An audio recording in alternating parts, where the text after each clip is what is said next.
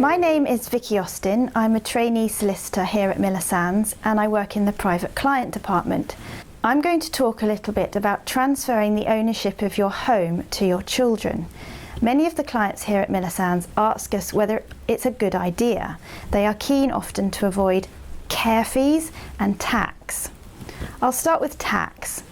The first tax to consider is inheritance tax. Every individual has £325,000 to leave free of inheritance tax. A married couple has £650,000 between them. That's known as your nil rate band.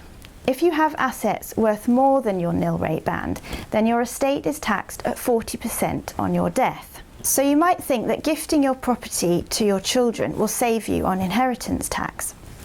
It's not quite as simple as that.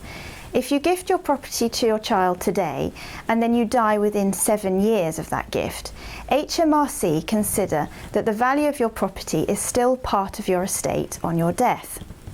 Even if you live more than 7 years, if you carried on living in your property, HMRC might consider that the gift is a sham simply done to avoid tax, and therefore when you die it will still be considered part of your estate for calculating inheritance tax. The other tax to consider is capital gains tax.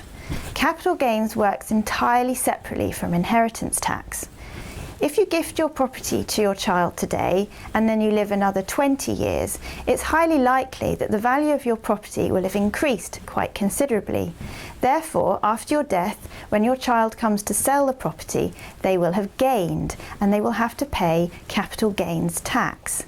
That's a tax that would not have arisen if you hadn't transferred the property.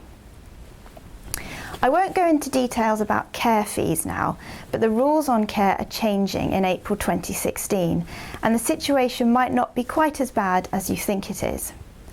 There are also other considerations if you want to transfer your property to your children.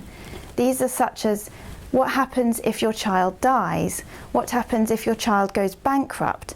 What happens if they divorce or lose their mental capacity? If you would like to discuss your personal circumstances with one of the team here at Miller Sands, then please do get in touch.